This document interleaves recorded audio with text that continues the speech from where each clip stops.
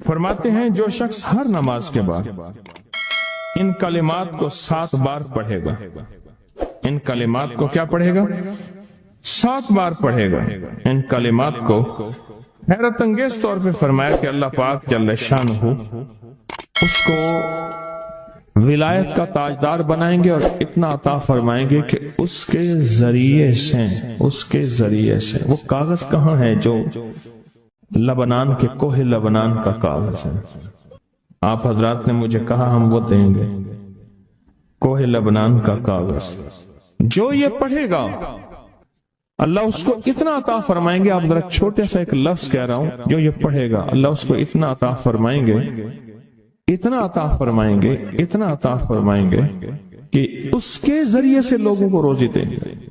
وہ ذریعہ بن جائے گا لوگوں کو روزی دلانے کا، وہ ذریعہ بن جائے گا لوگوں کو دولت اور رزق دلانے کا، وہ ذریعہ بن جائے گا لوگوں کو برکات اور ثمرات دلانے کا، وہ ذریعہ بن جائے اللہ اس کے ذریعے سے لوگوں کو رزق عطا فرمائیں.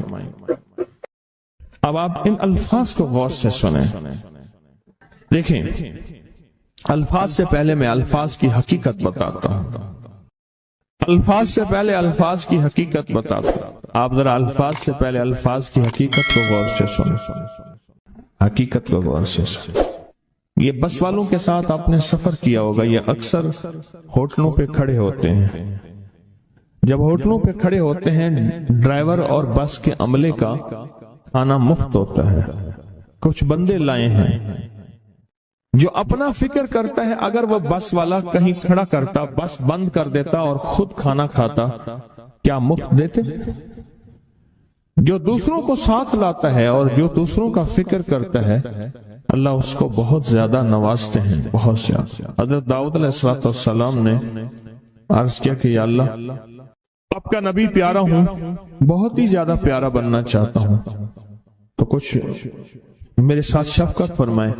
تو آپ نے فرمایا داؤد میرے بندوں کو میرا محبوب بناؤ، میرے بندوں کو میرے قریب کرو تو میرے اور پیارے ہو جاؤ. حضرت موسیٰ علیہ السلام نے اللہ سے عرض کیا کہ یا اللہ تیرا پیارا بننے کے لیے، محبوب بننے کے لیے کون سا عمل ہے؟ تو آپ نے فرمایا غیبانہ لوگوں کے لیے دعا کرو، غیبانہ لوگوں کے لیے دعا کرو. کیوں؟ منہ پہ دعا خوشامد پھر بھی بن سکتی ہے، دکھاوا پھر بھی بن سکتا ہے. جب غیبانہ لوگوں کے لیے دعا کرو گے فرمایا وہ دعا ایسے ہوگی جو تجھے 3 چیزیں دلائے گی. ایک میرا دوست بنا دے گی، اور ایک جتنا لوگوں میں رزق تقسیم ہوگا اتنا سارا تجھے ملے گا، اتنا سارا تجھے ملے گا. یہ بندہ مالدار اور تمنگر بن جائے گا. دوسرا اور تیسرا فرمایا کہ اللہ جل شانہ تجھے لوگوں میں عزت دیں گے، وقار دیں گے، شان و شوکت دیں گے اور ہر دل عزیز کر دیں گے. صرف اپنے مزاج سے نکلا ہے، اپنی سوچ سے نکلا ہے، میری جنت ہو، میری قبر ہو، میری آخرت ہو، بس اور کوئی جائے نہیں. اور میں کہ یہ اللہ کے لیے جب بندہ کرتا ہے. اب آپ میت کی دعا دیکھیں، اللہم اغفر لحینا، حالانکہ ساری دعا تو اس میت کے لیے مانگنی چاہیے تھی. اے اللہ جتنے زندہ ہیں ان سب کو معاف کر دے، ومیتنا جتنے مر گئے سب کو معاف کر دے. میت سامنے پڑا ہے، پین سامنے رکھ کے میت کے لیے دعا نہیں مانگی جا رہی، پہلے سارے زندوں کے لیے تاکہ ان کا خاتمہ ایمان پہ ہو، پھر میتوں کے لیے وشاہدنا جو موجود ہیں، وغائبنا جو اس وقت نظر نہیں آ رہے غائب ہیں، وصغیرنا وہ چھوٹے ہیں، وکبیرنا وہ بڑے ہیں، وذکرنا وہ مذکر ہیں، وانثانا اے اللہ جو مؤنث ہیں. یہ دعا مانگ کے پھر کہتا ہے اللہم من احییتہ منا فاحیہ علی الاسلام، اے اللہ زندگی گزارنا تو کملی والی کی غلامی میں، ومن توفیتہ منا فتوفہ علی الایمان، اے اللہ اگر موت ہو تو ایمان کی موت دے دے. جو بندہ دوسروں کے لیے مانگتا ہے، جو بندہ دوسروں کے لیے چاہتا ہے، دوسروں کے لیے چاہتا ہے. ابھی کچھ عرصہ پہلے ایک صاحب ہیں جو کچھ تعویذ وغیرہ پیر کچھ تھوڑا سا عامل ہیں، تو مجھے ملے، مجھ سے کہنے لگے ہم نے سفر تو اکٹھا شروع کیا تھا، سفر تو اکٹھا شروع کیا تھا. اور مجھ سے کہنے لگے اتنے آگے نکل گئے، وجہ؟ میں نے کہا فرق اتنا ہے، تو نے چھپایا میں نے بتایا، بس تو نے چھپایا میں نے بتایا۔ کہنے لگا نہیں کوئی اور وجہ ہے۔ اچھا، میں پھر اسے باتیں اور چلتی رہیں چلتے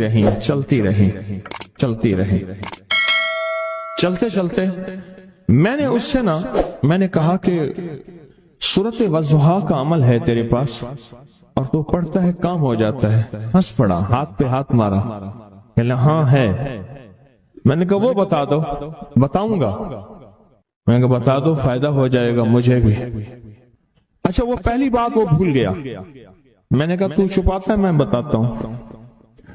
باتیں ہوتی رہیں لمبی باتوں کے بعد میں نے کہا سورۃ والضحیٰ کا عمل بتاؤ، نہیں بتایا۔ میں نے کہا تجھ میں اور مجھ میں فرق یہی ہے، میں سورۃ یہی والضحیٰ کا عمل، میں نے کہا یہی ہے جس کے کاف میں 9 بار یا کری۔ میں کہہ رہے پتا تو مجھ سے کیوں پوچھتا ہے؟ میں نے کہا تجھے یہ بتانا چاہتا تھا تو چھپاتا ہے میں بتاتا۔ تو مدد اس کے مطابق آتی ہے۔ اللہ کو اپنی مخلوق اپنے بندے پسند ہیں، جو اپنے بندوں کو، اللہ کی بندوں کا راحت کو سوچتا ہے، جو اللہ کے بندوں کی اندر کے درد اور مشکلات اور مسائل کو سوچتا ہے، اللہ پہلے اس کا بھلا کر دیتا ہے۔ ہو بھلا کر بھلا، ہو بھلا سو بھلے کا بھلا، بھلا کر بھلے کی جگہ بھلا ہوگا۔ اب یہ جو دعا ہے جو میں آپ کو بتانے لگا ہوں، اب اس کے لفظوں پہ غور کریں۔ اللہم اغفر لامت محمد صلی اللہ علیہ وسلم۔ اے اللہ، حالانکہ آپ نے لیے پڑھ رہا ہے، اے اللہ ساری امت محمدیہ کو معاف کر۔ اللہم ارحم امت محمد، اے اللہ امت محمدیہ میں جتنے بھی ہیں سب پہ رحم فرما، رحمت فرما، مغفرت فرما۔ اللہم اصلح امت محمد، اے اللہ امت محمدیہ کی جتنے بھی مشکلات مسائل ہیں ان کی اصلاح کر دے، پریشانیاں دور کر دے۔ اللہم استر، اے اللہ ان کے پردے رکھ دے، امت محمدیہ کے پردے رکھ دے، امت محمدیہ کے پردے رکھ دے۔ اے اللہ کسی کے پردے نہ ہٹا، اے اللہ سب کی مغفرت فرما، اے اللہ پردے رکھ دے، پردے رکھ دے سب۔ اور اللہم اجبر، کیا فرمایا؟ اے اللہ ٹوٹے دلوں کو جوڑ دے، جتنے دل ٹوٹے ہوئے ہیں اور دل آپس میں ٹوٹے ہوئے ہیں، آپس میں دل ختم ہو چکے ہیں، گھر ٹوٹنے والے ہیں، طلاقوں تک نوبت پہنچی ہے، یا دل ایسا ٹوٹا ہے کہ مانگ مانگ کے تھک گیا ہے۔ اے اللہ جتنے بھی ٹوٹے دل ہیں ان سب دلوں کو تو جوڑ دے، سب لوگوں کو۔ اللہم فرج، اے اللہ لوگوں کے لیے کشادگیاں کر دے، رزق کی کشادگی، صحت کی کشادگی، برکت کی کشادگی، رشتوں کے لیے کشادگی، کاروبار کے لیے کشادگی، زندگی کے سفر کے لیے کشادگی۔ اے اللہ لوگوں کے لیے کشادگی اور رحم کا معاملہ کر۔ اب آپ سوچیں اس ساری دعا میں ایک دفعہ بھی اپنے لیے مانگا؟ ایک درویش کے پاس ایک بندہ گیا، حضرت ولایت کا کوئی شارٹ کٹ بتائیں، بالکل آسان راستہ۔ پر میں جب کوئی غیر مسلم بغیر کلمے کے مر جائے، کسی کونے میں منہ دے کے رو لینا، اللہ تجھے ولایت دے دے گا۔ احساس، درد، غم، اللہ کو یہ پسند ہے، اور اللہ کے ہاں اس کی قیمت ہے، اور اللہ کی بارگاہ میں اس کی قیمت ہے۔ اس پورے کے پورے وظیفے میں، اس پورے کے پورے وظیفے میں آپ یہ دیکھ لیں ایک دفعہ بھی اپنے لیے نہیں مانگا گیا اللہم اغفر لی امت محمد، اللہم ارحم امت محمد، اللہم اصلح امت محمد، اللہم استر امت محمد، اللہم اجبر، اللہم فرج، اللہم منصر۔ اے اللہ سب کی مدد فرما، اللہم اغفر لی، اے اللہ سب کو معاف کر دے۔ ایک چیز بھی اپنے لیے ہی نہیں مانگی۔ ایک ہے کہ مجھے دے دے، ایک ہے اس کو بھی دے دے، اس کو بھی دے دے، مجھے نہ دے، اس کو بھی دے دے، مجھے نہ دے۔ جو دوسروں کا فکر کرتا ہے، امت کے یہودی، عیسائی، ہندو، سکھ، نہ ماننے والے اور ماننے والے مسلمان، ان سب کا جو فکر کرتا ہے اللہ اسے سب سے زیادہ بھی دیتا ہے، اللہ اسے جھکتا بھی دیتا ہے۔ یہ جو عمل ہے نا، یہ عمل عجب عمل ہے، عجب عمل ہے۔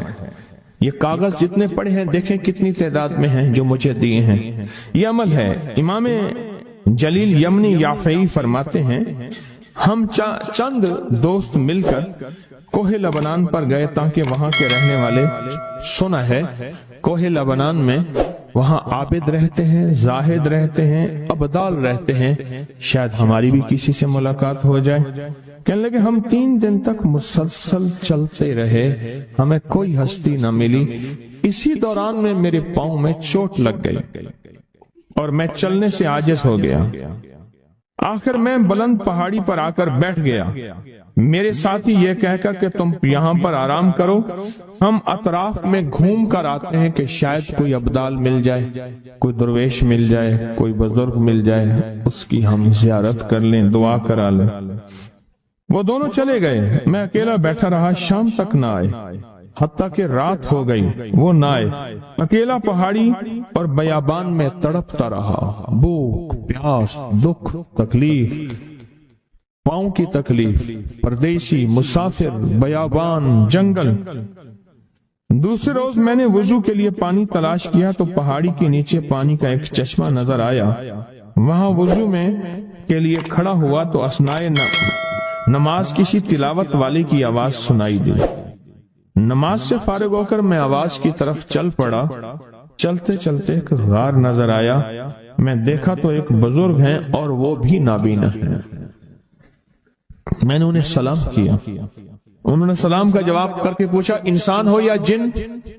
میں نے کہا جی میں آدمی میں سے ہوں، انسانوں میں سے ہوں۔ اور پھر انہوں نے حیرت سے پڑھا لا الہ الا اللہ وحدہ لا شریک لہ، میں یہاں 30 سال سے ہوں اور آج تک میں نے کسی آدمی کو نہیں دیکھا۔ کتنے سال سے؟ 30 سال زندگی کے گزر گئے ہیں، آج تک ایک آدمی نہیں دیکھا۔ تم یہاں کیسے آ گئے؟ تم یہاں کیسے آ گئے؟ تم یہاں کیسے آ گئے؟ تو میں نے کہا کہ تم لگتا ہے تھک گئے ہو، تھوڑی دیر کے لیے سو جاؤ۔ میں آگے چل کے دیکھا تو غار میں 3 قبریں بنی ہوئی تھیں۔ مجھے حیرت ہوئی لیکن تھکان بہت زیادہ تھی، مجھے نیند آ گئی۔ ظہر کی نماز کا وقت ہوا تو انہیں آواز دی کہ اللہ تم پر رحم کرے، اٹھو نماز کا وقت ہے۔ باوجود نابینا ہونے کے اوقات نماز کے ماہر اور واقف تھے۔ میں نے اٹھ کے ان کے ہمراہ نماز پڑھی، اس کے بعد وہ عصر تک تلاوت کرتے رہے۔ جب عصر سے فارغ ہوئے تو کھڑے ہو کر انہوں نے 3 مرتبہ یہ دعا پڑھی جو یہ دعا میں نے ابھی پڑھی ہے، صرف 3 مرتبہ پڑھی 3 مرتبہ یہ دعا پڑھی۔ عارف شاذلی ابو نعیم اصفہانی کے ساتھ لکھی ہے جب ہم مغرب سے فارغ ہوئے تو میں نے ان سے دریافت کیا یا شیخ آپ امت کی مغفرت والی یہ دعا آپ کو کس نے سکھائی؟ یہ آپ کو موتی ملا تو کہاں سے ملا؟ یہ سن کر اس نابینا بزرگ نے یوں فرمایا جو شخص اس دعا کو روزانہ دن میں صرف 3 بار پڑھ لیتا ہے اللہ اس کو ابدالوں میں شامل کر لیتا ہے۔ اور دنیا میں اس وقت اربوں کی آبادی ہے، کروڑوں کی نہیں، اربوں میں صرف 40 ابدال ہیں، 40 ابدال ہیں پوری دنیا میں۔ اور فرمایا جو شخص اس کو 3 دفعہ صبح شام پڑھ لیتا ہے، 3 دفعہ اس دعا کو روزانہ صرف 3 مرتبہ پڑھ لے اللہ اس کو ابدالوں میں شامل فرما دیتے ہیں۔ پھر میں نے دریافت کیا یا شیخ آپ کو یہ دعا کس نے سکھائی؟ اتنا بتلا دیں۔ اس نابینا شیخ نے فرمایا او اللہ کے بندے، یہ ایک راز ہے، اس دعا کی حقیقت سننے کی تم میں طلب تو ہے لیکن تاب نہیں ہے، اس راز کو جاننے کا تحمل تمہارے دل میں کتنا ہو سکتا ہے؟ اتنا کہہ کر خاموش ہو گئے۔ پھر فرمایا کہ عارف باللہ شیخ ابو حسن شاذلی فرماتے ہیں وہ دعا یہی ہے جو ابدال مانگتے ہیں، ابرار مانگتے ہیں، غوث مانگتے ہیں، ولی مانگتے ہیں، کتب مانگتے ہیں، اولیاء مانگتے ہیں، اور پھر اللہ سے جو مانگتے ہیں وہ ملتا ہے۔ اور اولیاء کاملین نے فرمایا یہ دعا خصوصی طور پہ حضرت خضر علیہ السلام نے سکھائی ہے ان اولیاء کو۔ اللہ کے ولیوں نے اپنی کتابوں میں ایک بات لکھی ہے، ہم نے جب بھی اس دعا کو پڑھا اللہ پاک جل شانہ نے اسے فوری عطا فرمایا۔ اللہ نے آج تک اس دعا کے مانگے کا رد نہیں فرمایا۔ ایک واقعہ ہے حضرت علی کرم اللہ وجہہ کا۔ حضرت علی ایک سفر میں، تجارت کے سفر میں تشریف لے گئے۔ سفر تجارت میں آپ تشریف لے گئے۔ جب وہاں آپ تشریف لے گئے تو دیکھا ایک شخص ہے جھونپڑی، اس میں سے کرہانے کی آواز آ رہی ہے۔ آپ اندر تشریف لے گئے تو صاحب خانہ نے اندر سے آواز دی، جو بھی صاحب آ رہے ہیں اجازت سے آئیں۔ سمجھ گئے اندر مستورات ہیں۔ وہ صاحب باہر تشریف لے آئے تو پوچھا کیا ہوا، کرہانے کی آواز کیا ہے؟ کہا میری بیٹی ہے، جنگل میں لکڑیاں لینے گئی، اس کے اوپر ایک درخت گر گیا کاٹتے کاٹتے، اور اس کی وجہ سے اس کی کمر ٹوٹ گئی ہے۔ اب یہ بستر میں پڑی ہے، اب یہ بیچاری تکلیفوں اور دکھوں میں۔ آپ نے فرمایا کوئی مسئلہ نہیں، میں ایک عمل کرتا ہوں، تو ایسا کر صرف اس کا کپڑا لے آ۔ آپ نے اس کے کپڑے کو سامنے رکھا، اس کو کہا اس کو پکڑ، اور اس کی طرف یوں انگلی کی، اور یہ دعا جو اب ہم پڑھنے لگے ہیں، بس یہ دعا پڑھی، اور صرف چند بار ہی پڑھتی اندر آوازیں خاموش ہو گئی، چپ ہو گئی۔ آپ نے فرمایا پوچھو جا کے۔ آپ وہ بندہ اندر گیا تو واپس آیا، کہا بیٹی کو نیند آ گئی ہے، آج کئی ہفتے ہو گئے ہیں سو نہیں سکی، در سے کرہا رہی تھی، اس کو نیند آ گئی ہے۔ آپ فرمانے لگے میں سفر میں جا رہا ہوں، جب واپس آؤں گا نا پھر پوچھوں گا، اگر کوئی تکلیف ہوئی تو پھر دم کروں گا، پھر دعا کروں گا، اور انشاءاللہ ٹھیک ہو جائے گی۔ آپ چلے گئے، آگے تشریف لے گئے تو آپ کے ہم سفر تھے، ان کی سواریاں تھیں، ان میں سے ایک گھوڑا تھا جس گھوڑے کو ٹھوکر لگی، چوٹ لگی، اس کے اگلے پاؤں کی ہڈی گھٹنا باہر نکل گیا، وہ ایک طرف ہو کے بیٹھ گیا، اس کا گھوڑا چل نہیں سکتا تھا۔ اس نے آ کے حضرت علی کرم اللہ وجہہ درخواست کی کہ آقا اس کے لیے کچھ فرما دیں۔ فرمایا میں اس کے لیے دعا کرتا ہوں، یہ ٹھیک ہو جائے گا، اور آپ نے دعا پڑھنا شروع کر دی، اور فرمایا یہ اس کے ہاتھ پہ، اس کی ٹانگ پہ آپ نے ہاتھ پھیر دیا، جو معذور تھی ٹوٹی ہوئی نکلیا ہوا گھٹنا تھا، فرمایا ٹھیک ہو گیا۔ اور قافلے والوں نے دیکھا وہ گھوڑا سب سے آگے تھا، سب سے سبک رفتار تھا، اور سب سے لاجواب تھا۔ آگے ایک جگہ تشریف لے گئے تو قافلے کو پیاس لگی، پانی کی ضرورت تھی، کنواں دیکھا تو کنواں خشک تھا۔ آپ نے فرمایا کوئی بات نہیں، یہ دعا پڑھی، اور دعا کو پڑھ کے اپنا لعاب کنویں میں ڈال دیا۔ فرمایا کنویں میں پانی کا ایک جوش اٹھا، اور پانی اٹھا اور منڈیر سے باہر نکلا، لوگ پینے لگے تو آپ نے روک دیا، فرمایا مت پیو، کنویں کا جو کھڑا کالا پانی ہے وہ نکل جائے، اور پھر شفاف پانی جب نکلا فرمایا یہ پانی پیو، مشکیزیں بھرو، سواریوں کو پلاؤ۔ قافلہ چلتا رہا، آگے تشریف لے گئے، آگے دیکھا تو کھانا ختم ہو گیا، اتنا کھانا تھا کہ اب کھا لیں، آئندہ کیسے کھائیں گے؟ تو آپ نے فرمایا جو کھانا ہے لے آؤ۔ آپ نے کھانے کو رکھا، اوپر کپڑا ڈال دیا، اور یہ دعا پڑھنی شروع کر دی جو ابھی ہم بیٹھ کے پڑھیں گے، خوش قسمت ہیں۔ اور کپڑا ڈال کے فرمایا دعا فرمائی، یہ عمل فرمایا، یہ دعا پڑھی، اور اس کے بعد فرمایا دیکھو کھا لیا، اور فرمایا ہمارا 17 دن کا سفر تھا، اس 17 دن میں ہم نے کھایا، لوگوں کو کھلایا، جہاں لوگ آتے تھے ان کو بٹھاتے تھے، دسترخوان ہمارا تھا چند افراد کا، پھر سینکڑوں لوگوں نے کھایا۔ 17 دن کے سفر میں تھوڑی سی کمی بھی نہ ہوئی، جب گھر لوٹے تو وہی کا وہی ہمارا خزانہ، کھانا وہی سارا توشہ موجود تھا۔ آگے تشریف لے گئے تو ایک تجارت میں ایک دیکھا تو ایک بندہ ہے ٹھیکریوں پہ ٹھیکریاں مار رہا ہے، آپ اس کی طرف تشریف لے گئے، آپ نے اس کو جا کے دیکھا، لگتا ہے کہ تو پرانا جواری ہے، उसने कहा जुआ खेलता था, सब कुछ हार बैठा हूँ, हर चीज जिंदगी खत्म हो गई है। आपने फरमाया अच्छा ऐसा कर तौबा की नियत कर ले, अल्लाह से तौबा कर ले, और फिर मैं तेरे लिए दुआ भी करता हूँ, अमल भी करता हूँ। तो ऐसा कर, पत्थर पे पत्थर मार, तेरा हर पत्थर सोने का बनता जाएगा।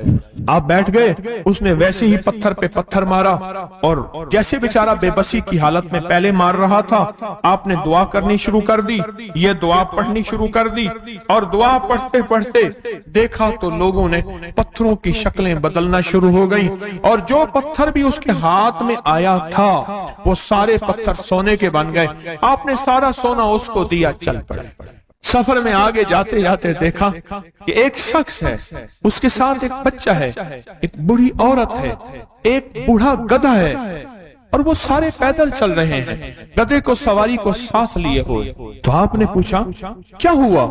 उन्होंने कहा एक सांप है जो इस गधे के पे मुसल्लत है, उस सामने बैठा है, वो नीचे नहीं उतर रहा, हमने मारने की कोशिश की है, उसकी फुंकार से असा जल जाता है, और जला हुआ असा दिखाया, डंडा जला हुआ दिखाया कि फुंकार से डंडा जल जाता है, वो मुसल्लत है गधे पे, हम पैदल चल रहे हैं, मंजिल पे है, सांप मुसल्लत है, इसका कोई हल नहीं। आपने फरमाया इस गधे को इस झाड़ी से, इस दरख्त से बांध दो, और बांध के आप किबला रुख हुए और ये दुआ पढ़नी शुरू कर दी, और फरमाया फिर दूसरे रुख हुए और ये दुआ पढ़नी शुरू कर दी, और तीसरे रुख हुए, और दुआ पढ़ने के बाद आपने उस सांप पे फूंक मारा, सांप चोटी बन के छलांग लगाई और गायब हो गया। तो उन्होंने पूछा आका ये क्या था? फरमाया ये तुम्हारे ऊपर एक दुश्मन जिन मुसल्लत था जो के तुम्हारी जानों और इज्जतों का लुटेरा था। आखिरकार आपके गुलाम ने आपसे पूछा आका अगर आप ये दुआ हमें सिखा दें, चश्मे फैज से गरेक इशारा हो जाए, चश्मे फैज से गरेक इशारा हो जाए, लुत्फ हो आपका और काम हमारा हो जाए। आए बिस्मिल्लाह करके इस दुआ को पहले सुनते हैं। या वहाब हबली मिन नेमत दुनिया वल आखिरह इन्नका अंतल वहाब। अल्लाह के वलियों ने अपनी किताबों में एक बात लिखी है, हमने जब भी इस दुआ को पढ़ा अल्लाह पाक जल्ल शानहू ने उससे फौरी अता फरमाया, वरना उसकी निस्बत अता फरमाई, और वरना चंद लम्हों में अता फरमाया, वरना चंद दिनों में। अल्लाह ने आज तक इस दुआ के मांगे का रद्द नहीं फरमाया। मेरी एक दरखास्त है सूरत इखलास 2 तस्बीह जिंदगी का मामूल बना लें, इसको तो कभी ना छोड़ें। क्या ख्याल है? 2 तस्बीह जिंदगी का मामूल बना लें, इसको कभी ना छोड़ें। उसका फायदा क्या होगा? उसके अनोखा फायदा होगा। अल्लाह पाक ना नूर की बरकत से, अमाल की बरकत से नस्लों में नूर और खैर अता फरमाते हैं, फिर नस्लों में वह नूर चलता है, नस्लों में वह बरकतें चलती हैं। बाज़ों का दूसरी नस्ल में, बाज़ों का तीसरी नस्ल में, और बाज़ों का उसी नस्ल में। अर्ज कर रहा था कि अपनी जिंदगी में इस नूर की रोशनी को साथ लेकर चले। 2 तस्बीह सूरत इखलास की तो जिंदगी में न छोड़े। सफर में जा रहे हैं, हजर में जा रहे हैं, सही जा रहे हैं, पैदल चलते पढ़ लें, गाड़ी चलाते पढ़ लें, गाड़ी में बैठे पढ़ लें, कहीं दफ्तर में बैठ के पढ़ लें, मजबूरन वुजू नहीं तो भी पढ़ लें, पर छोड़े नहीं। क्यों? आपकी जिंदगी में इसका नूर नस्लों में मुंतकिल होगा, और इसका नूर नस्लों में जाएगा, और नस्लों में रिज़्क, दौलत, इज्जत के अल्लाह दरवाजे खोल के दिखाएगा। ऐसा नूर मिलेगा आप सोच नहीं सकते, ऐसा नूर मिलेगा। कौन सा मुसलमान है जो कहता है मुझे सूरत कुल वल्लाह, सूरत इखलास नहीं आती? हर बंदे को आती है। अगर कोई कमजोर इल्म रखने वाला है तो थोड़ी सी मेहनत करे, याद करे, तो उसको याद हो सकता है, उसको याद हो सकता है। एक मैं आपको अजीब बात बताऊं, शेख अबुल हसन शाज़ली रहमतुल्लाह अलैह, शाज़ली सिलसिला, कि जब तो अल्लाह से खालिस मोहब्बत करना चाहता है और चाहता है कि अल्लाह उसके हबीब की खालिस मोहब्बत तेरे दिल में उतर जाए, اللہ اس کے حبیب کی خالص محبت تیرے دل میں اتر جائے، اور قیامت کے دن جب اعلان ہو وَامْتَازُوا الْيَوْمَ أَيُّهَا الْمُجْرِمُونَ، مجرم علیحدہ ہو جائیں، ہمارے دوست علیحدہ ہو جائیں، ولی علیحدہ ہو جائیں، بدکار علیحدہ ہو جائیں، تو اس وقت تو اللہ کے دوستوں کی لسٹ میں ہو تو ایک عمل کر لے۔ فرماتے ہیں وہ عمل ہے کہ سورۃ اخلاص کو اپنے دل کی دنیا میں جگہ دے۔ اللہ اکبر۔ شیخ ابوالحسن شاذلی رحمۃ اللہ علیہ فرماتے ہیں، اور فرمایا جو سورۃ اخلاص پڑھے گا وہ حالت ایمان سے دنیا سے رخصت ہوگا، حالت ایمان دنیا میں سے رخصت ہوگا اور ایمان کی آخری کیفیت میں رخصت ہوگا۔ اور ایک اللہ کے ولی نے اپنا مشاہدہ بیان کیا، میرے پاس لوگ آئے رزق کی تنگی میں مبتلا تھے، میرے پاس لوگ آئے بدحال ہو چکے تھے، میرے پاس ایسے لوگ آئے جن کی تنخواہیں بچتی نہیں تھیں، میرے پاس ایسے لوگ آئے جن کے گھر میں جھگڑے ناچاکیاں تھیں، اور میرے پاس ایسے لوگ آئے جن کی زندگیاں تنگ تھیں اور جو نیکی کرنا چاہتے تھے کر نہیں سکتے تھے، خیر میں آنا چاہتے تھے آ نہیں سکتے تھے، اور برائیاں ان کا راستہ چھوٹی نہیں تھی اور نیکی کے دروازے بند تھے۔ کہا میں نے ان سے کہا کہ 2 تسبیح سورۃ قل هو اللہ کی پڑھ لو۔ جب سے انہوں نے پڑھنا شروع کیا سورۃ قل هو اللہ ان کا ضامن بن گیا، اور سورۃ اخلاص ان کا سہارا بن گئی، اور سورۃ اخلاص ان کا ساتھی بن گئی، اور سورۃ اخلاص ان کا محافظ بن گئی، اور سورۃ اخلاص ان کا معاون بن گئی، اور سورۃ اخلاص ان کو زندگی میں لے کر چلنے والی روشنی بن گئی، اور ان سے سارے اندھیرے چھٹ گئے اور ساری ظلمتیں چھٹ گئیں، اور خیریں اور برکتیں ان کی چوکھٹوں ان کے دروں کو مالا مال کر دی۔